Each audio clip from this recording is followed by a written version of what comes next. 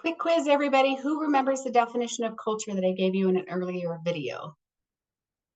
I know you can't. You're not with me, so I won't know. But I'm guessing at least 3 of you. That's where I'm going to guess. Maybe 10 of you. I don't know. Today we are going to talk about culture and also environmental factors in communication. And for those who, let me give you a quick preview. We're going to talk about what culture is, the function of culture, and then we're going to go into cultural characteristics. If you were keeping track, I think I have 13 slides for this presentation. And I know I said the last one I was going to keep short and then I didn't. I am going to try this time. But I love the topic so much, it's hard for me to stop talking, I think. Also, I'm a communication major, right? That's what we do. So the way we talked about culture in our first slide is any group with a shared system of meaning. So on the slide here, you see skateboarders.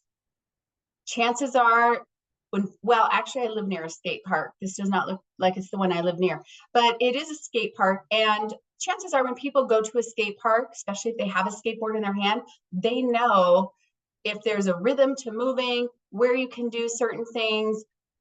Both of these guys who appear to be skating have protective gear on. My guess is nobody sent a memo saying, hey, if you're going to come to a skate park, here are the things you should do, like on Tuesday. Also, you should wear a white shirt because that appears to be a thing. It's just understood. It's part of the culture. I could become part of that culture if I wanted.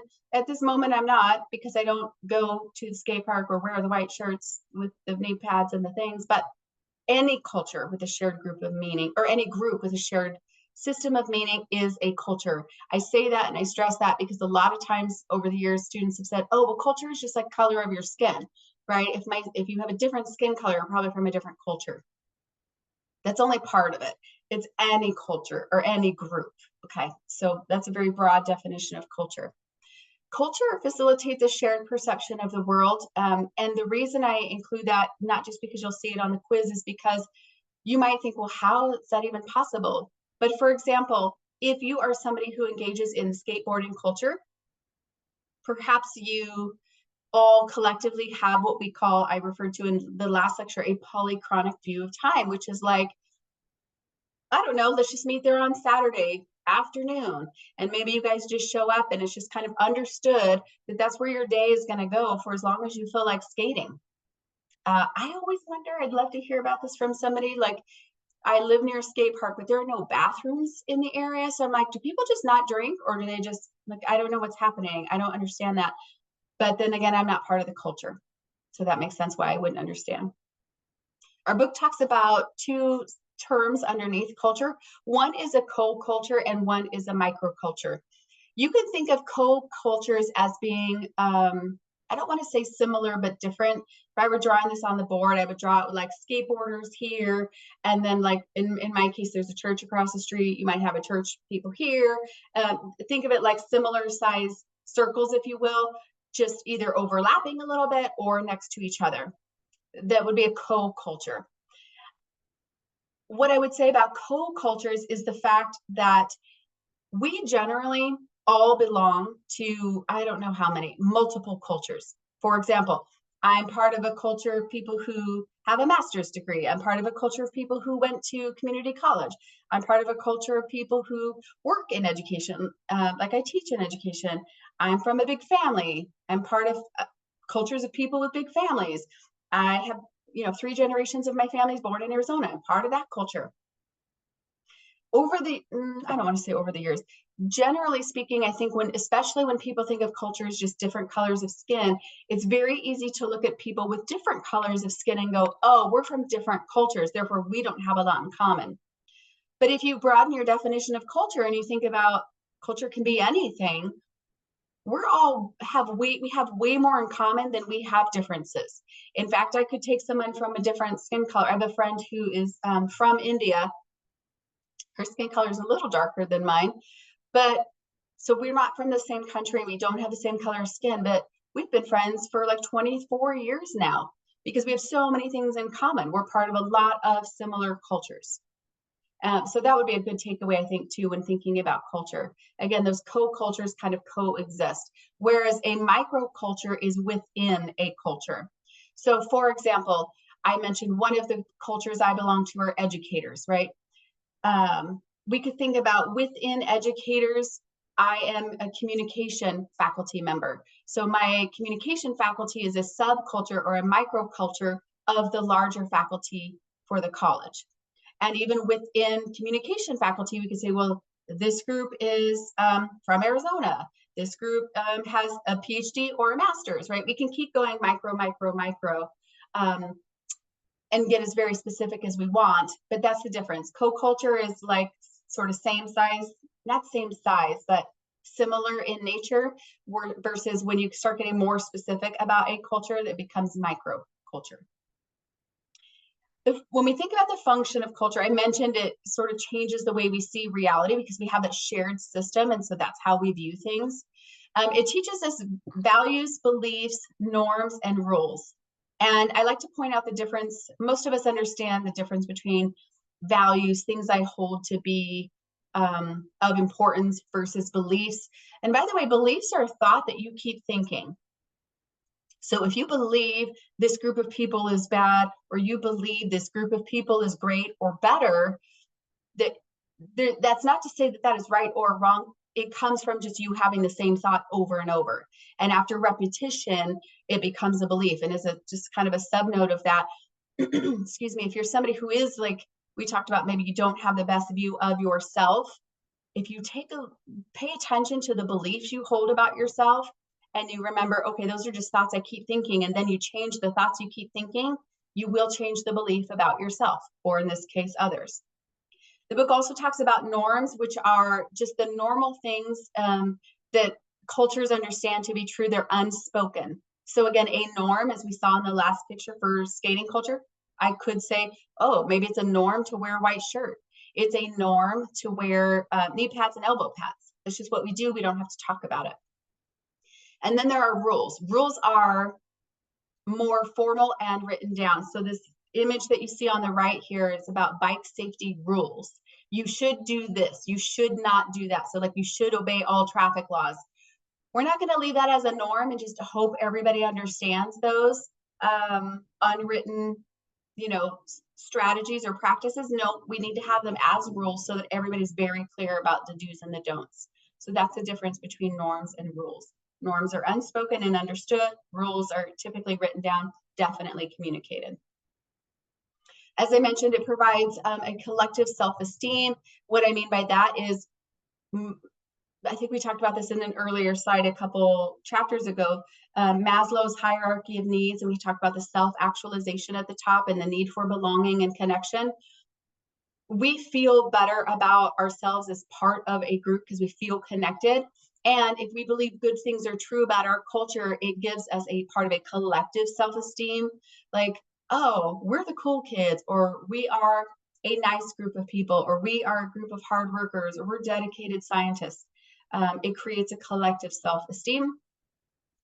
And then it also provides normative views, which again, I've already talked about. A normative is like, what is normal? So what is our normal way of viewing things? If we are, for example, let's say I were going to venture over to the skateboard culture. Initially, I wouldn't have a normative view about that culture because I don't know what's normal. I don't have a way of looking at things.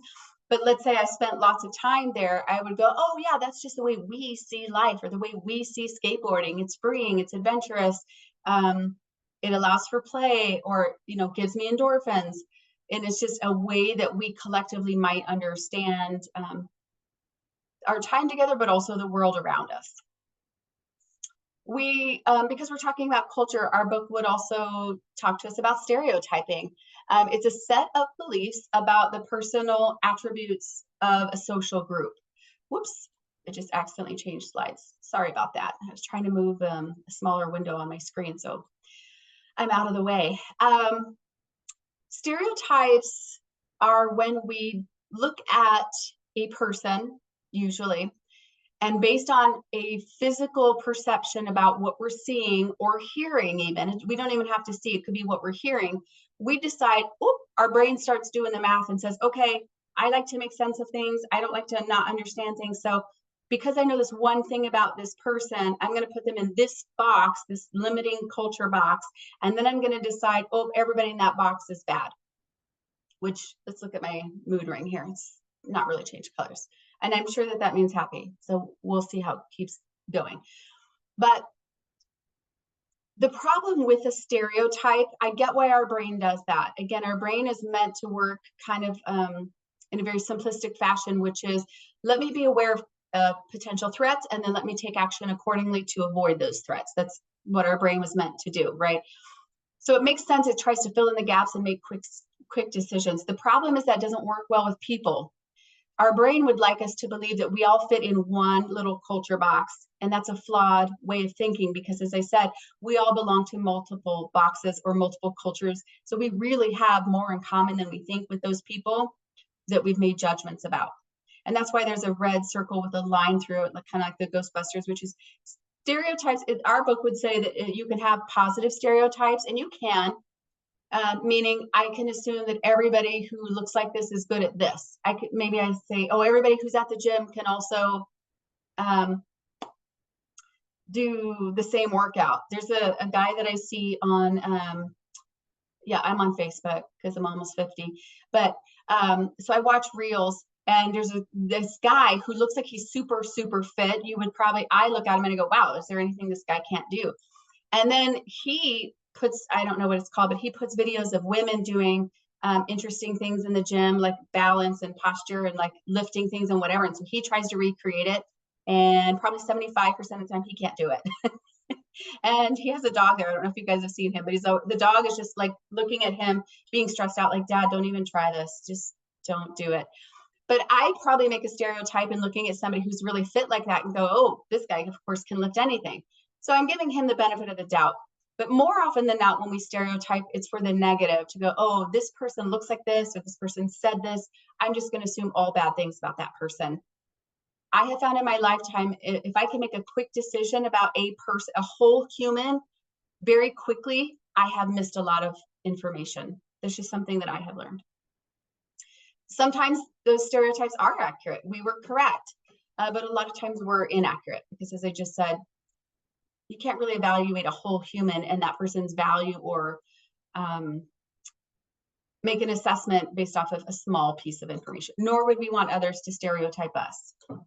Ethnocentrism takes that a little bit further, and it says it's the degree to which an individual views the world from their own cultures and perspective. I'm going to elaborate on that just a little bit and say, generally, oh, here comes Addie. Sorry, you're about to see her tail. Generally, when people engage in ethnocentrism, they say, oh, my culture is the best because it's my culture. So for example, if, we have like rivalry neighborhoods, obviously my neighborhood is the best neighborhood. All the best people live in my neighborhood because it's mine. As you can imagine, that's a likely flawed statement, because there could be very amazing people who live in the next neighborhood over who aren't technically on this side of the line. And so there isn't anything about this arbitrary line, if you will, a line in our community that makes these people wonderful and these people less than great. You can think of ethno, the way to remember this term of ethno is like within, if you like, and then centrism is like centered. So I'm centered within myself, and that's why I think my group or culture is the best. Then we've got a few dimensions to talk through. I'm gonna take a little quick drink. Edward T. Hall talks about cultures in different categories, if you will. So the first one we're going to explore is low context versus high context. Context, the word context just means like the situation, everything that's going on around you. So low context communication means I can't rely, or I don't rely heavily on the context. I need actual words. I need actual concrete directions. So it's an explicit verbal direction or message. That's why I have a picture of a stop sign here. The word is there to tell you, so there's no confusion. You don't have to rely on the context, what time of day it is and where the sign is placed or anything like that. I've said to you, stop, which is an explicit verbal message. Versus a high context communication is where we just imply things. Like I was talking about with the skateboard community. My guess is there is no sign. In fact, I haven't seen any. Well, that's not true. There's some signs about like do's and don'ts for, you know, safety and whatever. But generally speaking, they don't have signs that say you must skate up this side and you must skate down that side, and you must skate this fast, you must skate in this pattern. No, they rely heavily on the context. How many skaters are there? What time of day? Is it raining? That's a high context situation. And you see a picture here of folks in an Asian culture. Asian cultures are generally known to be more high context, where there's less explicit messages being sent. People rely heavily on the communication or the context around them. And then we have high versus low power distance. Distance is the key word here, the power distance. So a low power distance is what, like I gave an example of the United States might be, in that you might argue with that right now, and that's fair. But the fact that we have the freedom of speech lowers the ability for us between, let's say, leadership in the country. You can challenge a congressperson, you can challenge a senator, you could challenge a campus president, whatever. Like in the United States, it's generally, we have freedom of speech, so the power distance is less. Yes, we have authority and structure, but that's not what we're talking about. As far as communication goes, we can say we have a lot more freedom of speech versus in North Korea, not true. There's a very clear distinction. You can't just say whatever you want and do whatever you want. You can't just say, yep, what is it, Kim Jong-un? I'm thinking of his dad, I think. But you can't just say whatever you want there. Communication is different culture, right? So it's just a different way of looking at power distance. Then we have a spectrum of individualistic versus collectivist. Individualism, as you can imagine, is very self-reliant, self-motivated. You want to focus on yourself and the self as a unit. So I have an example here of Wall Street. Each investor invests his or her own money and is interested in gaining more money for him or herself. I'm not aware of companies that are like, let me just go ahead and invest our collective money for the benefit of other people.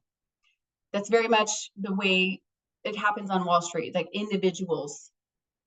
And countries are like that. America is known for being an individualistic country, right? Versus collectivist cultures, you can see here maybe a Native American culture or Latin cultures, or again, Asian cultures are much more collectivist, which is they value cooperation and harmony and the needs of the group, maybe more so than others.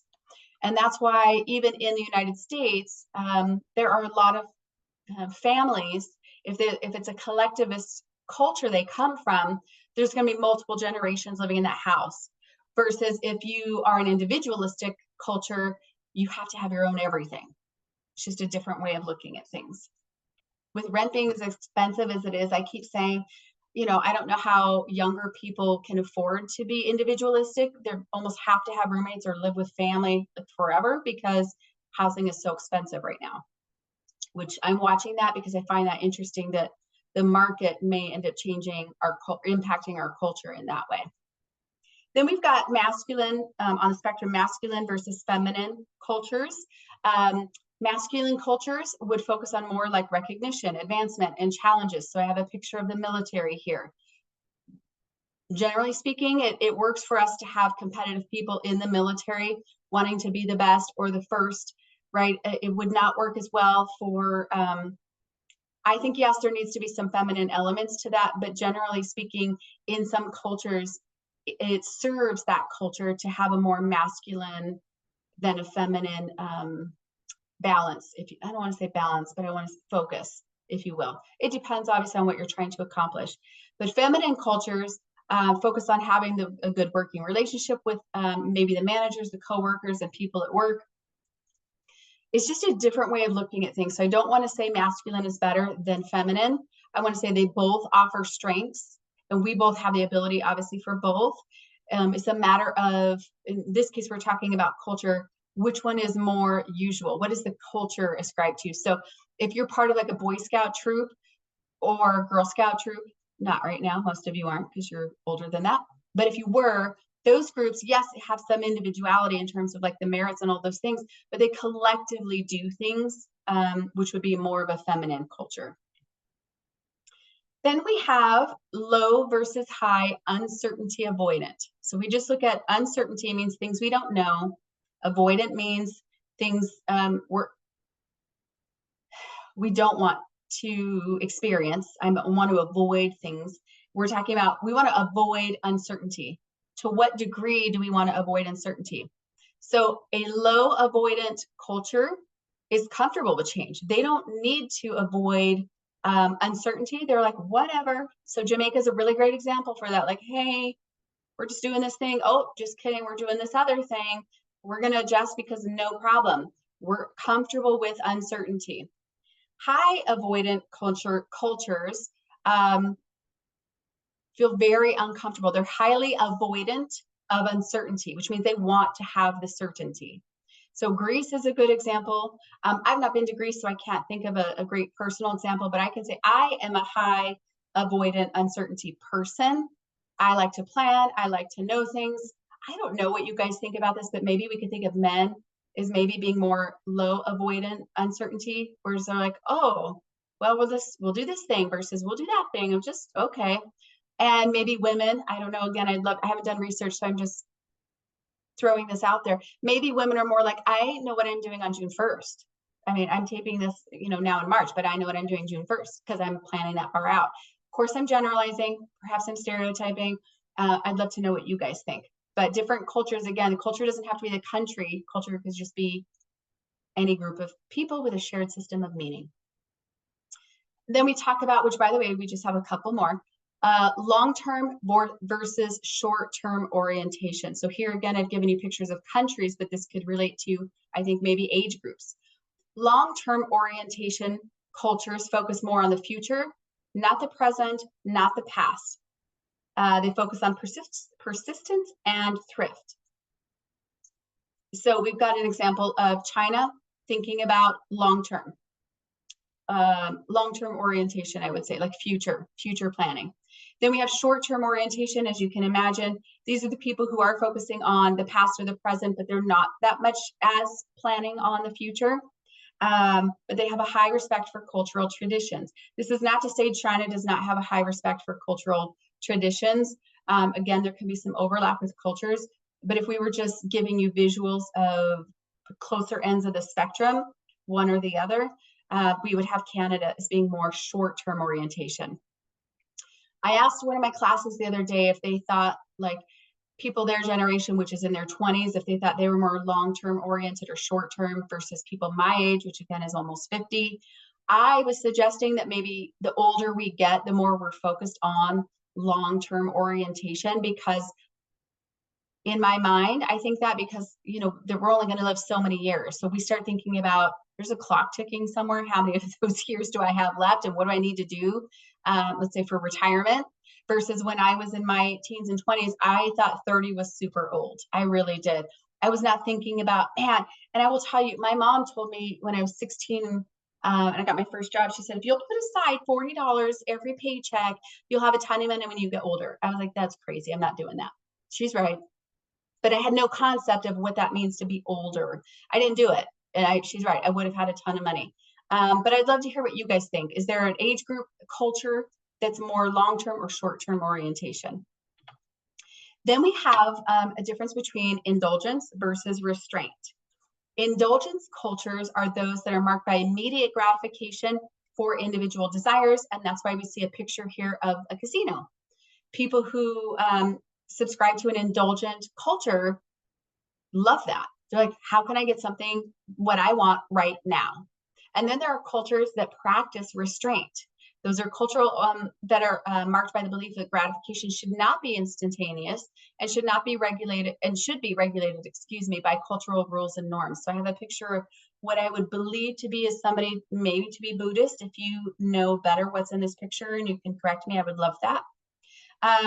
But they're okay with this. Cultures who subscribe to restraint say, I know great things are coming and I can wait for them. And just because I want it doesn't mean I should have it right now. I think probably the United States as a whole is probably seen by other countries as more of an indulgent culture than restraint, because in America look at how much fast food we have. I think people who subscribe to fast food probably are more on the indulgent side, at least when it comes to food. I'd love to hear what you guys think about that as well. I mean, certainly we're not all just in one box or the other. This is a spectrum that we all fall on. So we talked about what the definition of culture is, the function of culture, and also cultural characteristics. Thanks for watching this video, and can't wait to talk to you guys on the next one. Bye, everybody.